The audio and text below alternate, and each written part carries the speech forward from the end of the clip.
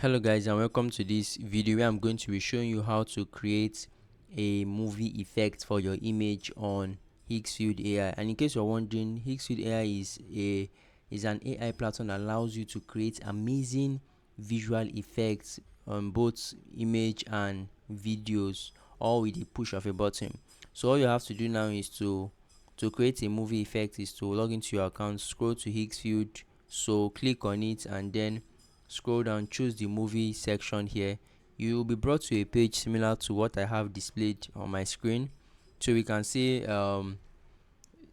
the images look cinematically made. So this looks like an image from The Godfather. This seems like an image from Jaws. This I really don't know, but and this seems like an image from Titanic. I mean the ambience, the how it's appeared, and this seems like a cowboy movie scene. So this is actually really beautiful. This seems like Beauty and the Beast or something like that. This is horror. This is 1980s. This is a shark horror movie. This is something like, oh my god, this are actually really dope scenes. So you can recreate any of these and make it into yours by clicking on any image that speaks to you. And let's assume I want to create this Titanic looking cinematic video image effect. All I have to do is click on it. So let's see what it says. It says bathed in the warm glow of golden sunset, the young couple in the time.